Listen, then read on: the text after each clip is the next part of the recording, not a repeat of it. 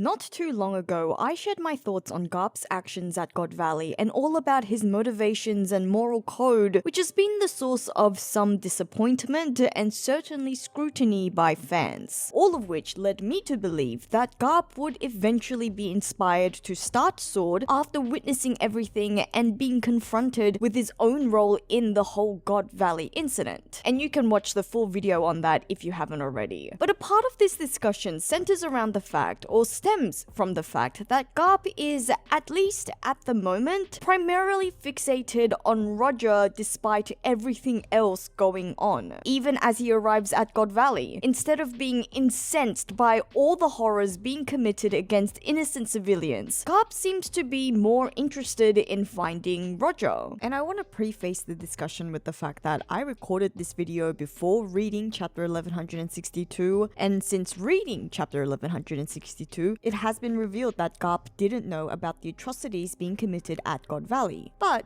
I think the rest of the discussion is still valid. In fact, my point still stands that throughout this whole flashback, that seems to be Garp's focus, capturing Roger. And on one hand, that does track with what we had already known about the relationship between these two characters. We were told from much earlier in the series that Garp had cornered Roger many times, their rivalry so intense that the two would immediately engage in combat on sight. So yeah, on one hand, Oda is merely showing us what we had already been told. But what has been surprising in Garp's fixation on Roger is that in some ways, it almost seems exclusive and even almost seems one-sided at times. And I know that that's not truly the case and there is some nuance to all of this, but what I mean is this. Garp is obsessed with cornering Roger even in the era of rocks. We've been told that prior to the age where Roger as the soon-to-be Pirate King was the talk of the town, it was Rocks and his fearsome crew that ruled the seas. And we have to remember who Rocks was. This was a figure who openly attacked the world government and directly antagonized the Marines. Yet Garp, the legendary Marine who clearly cares about the status and the future of the Navy, didn't make it his mission to capture Rocks. His mission was to capture Roger. And while we have seen at God Valley that Garp certainly didn't let other pirates go, he's quite quick to fight the other Rocks pirates as well, and Shaki did mention that Garp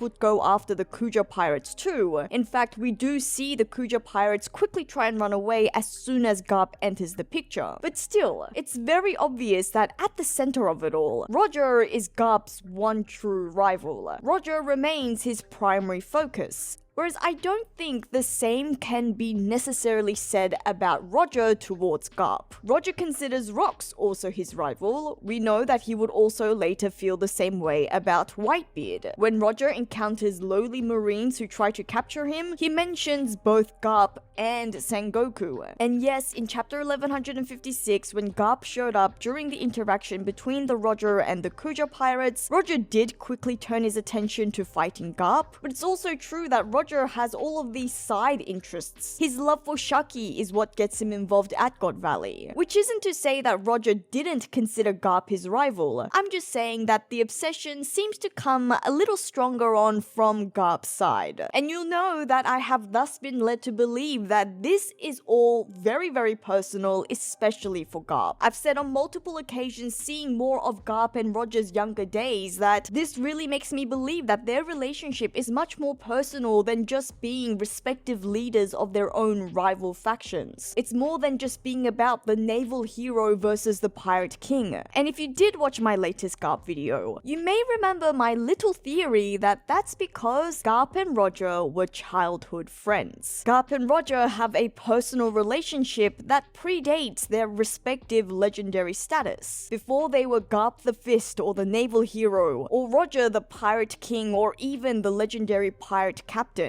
Garp and Roger were simply best friends. Two young boys from the East Blue. And this is their story. But before we dive deeper into my little theory that Roger and Garp actually knew each other as kids, and the many clues from the series that could actually support this, please make sure to subscribe to the channel to make sure you and I can be fast friends. Me and all my friends here at the JoyFleet love to talk about our favorite series, One Piece, and if that sounds like you, and let's be honest, course, if you're watching this video, then it probably is. We'd love for you to join us. In doing so, I'll make sure to fill you up with lots and lots of One Piece discussions, and in return, you can feel the satisfaction of helping me, a fellow One Piece fan, get to 100,000 subscribers. So now that we have established why I think the relationship is much more personal than just two rivals who have come to respect each other over the years, let's unpack why I think they actually knew each other from a young age. And the biggest clue, in my opinion, comes from chapter 588. We see Dadan remember back to a conversation with Garp where he shares some stories about Roger and his similarities with Ace. But one of the most interesting things that he says is that Roger grew up pretty much in the same way that Ace did, implying that he grew up under difficult circumstances that would cause him to develop a great fear of losing his loved ones. And while this comment was made to drive home the point that Roger is a loyal guy who couldn't bear to see his loved ones get hurt, the question I have to ask is, how does Garp know? How does Garp know how Roger grew up? And I know on one hand, people may argue that as someone relatively high up in the Marines, Garp may have had some background information on Roger that the Navy collected. After all, Roger was the Pirate King, one of the most dangerous people that the Navy would try to get their hands on. And look, that is a very nice, very good, straightforward answer that we shouldn't and can't dismiss. But also,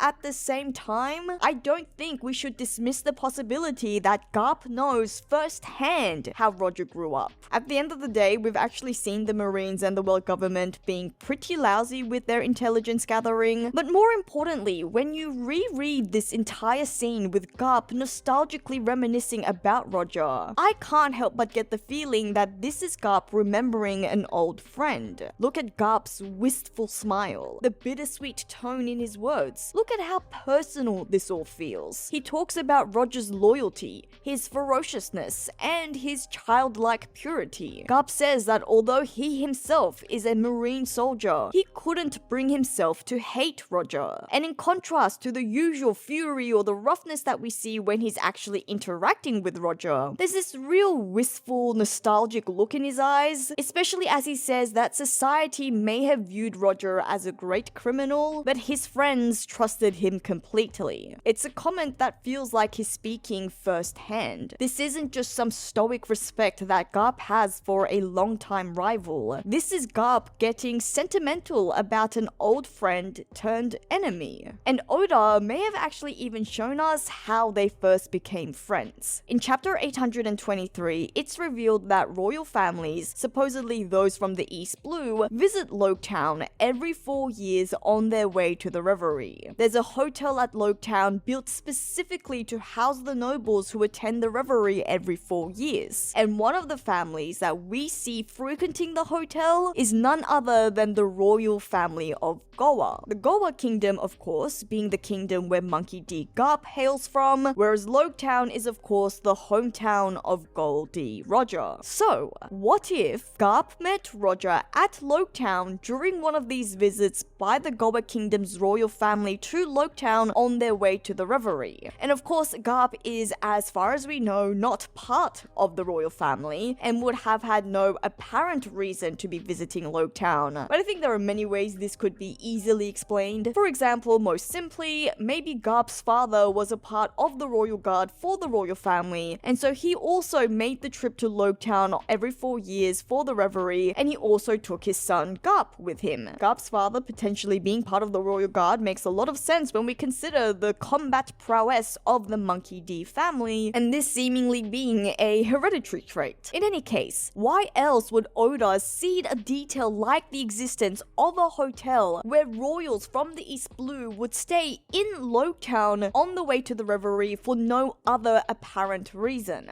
Because to me, it's such a random detail that I don't think has been otherwise relevant to the series or has come up again. But if I'm wrong on that, then please let me know. In fact, I actually want to say a massive thank you to Some Snappy for pointing out this detail to me, because I had almost forgotten about the Goa Kingdom's royal family's quadrennial visit to Loketown and their stay at this specific hotel. Which is why now I can't help but feel that Oda planted this little clue, something that would become super relevant, super important later when we finally do get the reveal about Garp and Roger's first meeting. You know, one of those classic moments when we go back and go, go, of course. Because consider this other little detail. Both Roger and Garp are from the East Blue. Notably, they're from different islands, but still, these two monsters share the East Blue as their sea of origin, which alone is very interesting and has been the source of some confusion for many fans. Why would the East Blue be considered the weakest of all four seas, despite being the home place for some of the world's greatest combatants? Most notably, Roger and Garp, the subject of today's discussion, and arguably two of the strongest men in all of recent history. In fact, a theory as to why the East Blue is known to be the weakest and relatively peaceful sea is that this reputation is all owed to Monkey D. Garp. As a leading figure within the Marines who has quite a name for himself, Garp commands a lot of respect, but also an insane amount of fear. And we know that Garp would visit his hometown a fair bit to check in on Luffy growing up, meaning that Garp would likely have taken care of all the pirates and any other major criminals who would try and cause havoc in his home seas while he was in the area. So it could be the case that the East Blue, being known as the peaceful, weakest of the seas, is actually a relatively recent development. Only in the last 50 years or so, since Garp joined the Marines and started to display his strength, taking down anyone who tried to threaten the peace of the East Blue. Prior to this, well, what if the East Blue was often frequented by criminals and vicious pirates? What if the East Blue was previously known as one of the most dangerous seas? What if this is what led to Garp and Roger's meeting in the first place? Maybe Garp was in Loketown while traveling with his father, who was accompanying the royal family to the revelry, and there he spots a boy in tattered clothes getting ganged up on by adults. Garp, being the wild child that he is, but with upstanding morals from a young age, he helps out this lone boy, who of course turns out to be none other than a young Goldie Roger. And from this point forth, Garp and Roger become best friends. They train together, they share stories, share food, laughter, and they can't wait to see each other every 4 years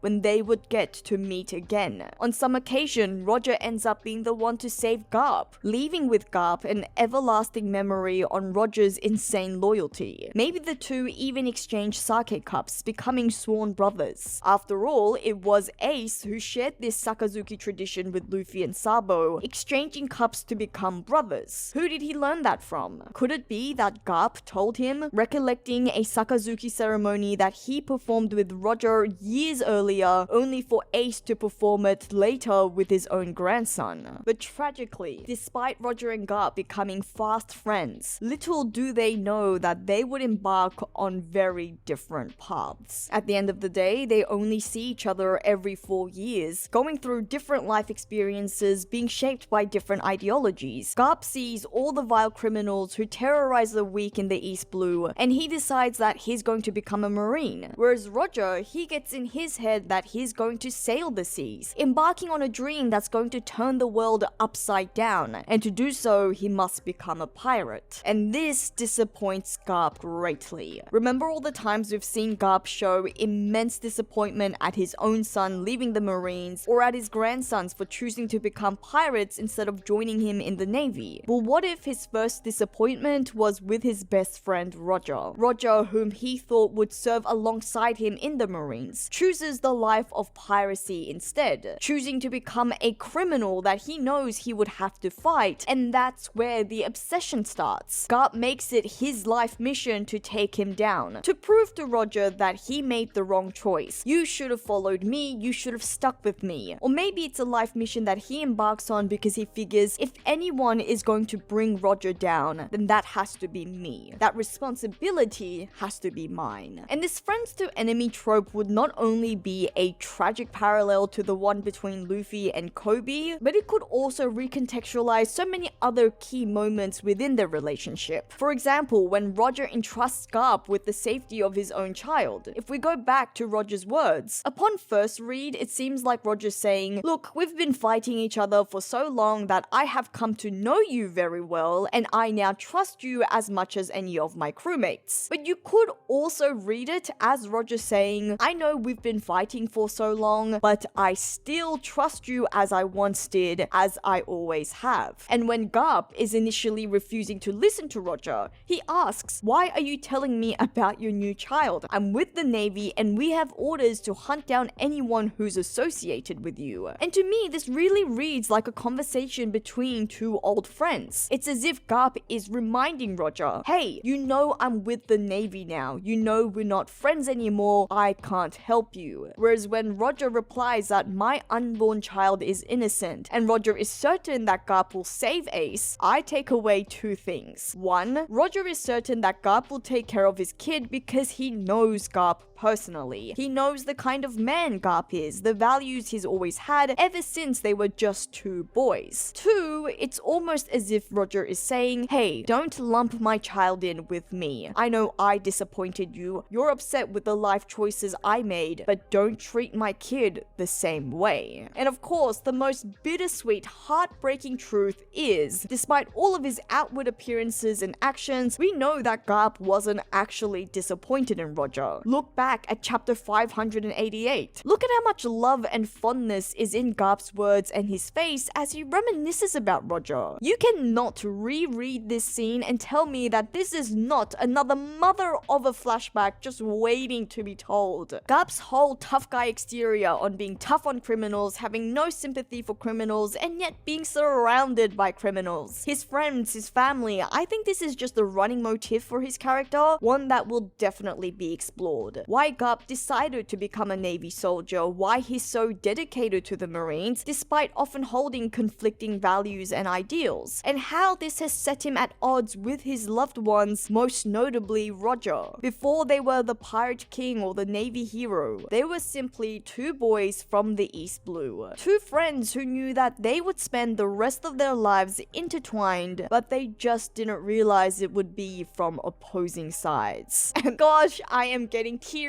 just thinking about it. But you know what? Let me know what you think. Am I getting way too deep in my own headcanon here, or do you think I'm onto something? Let me know by leaving a comment below. If you enjoyed today's discussion, please like the video, share the video, and please do subscribe to the channel for more One Piece discussions, but also to help me get to 100,000 subscribers. You can also help out the channel further by becoming a Patreon or channel member, like these wonderful, wonderful people. But as always, thank you for listening to another one of my crazy One Piece ramblings. This is JoyGirl, and I'll see you again soon.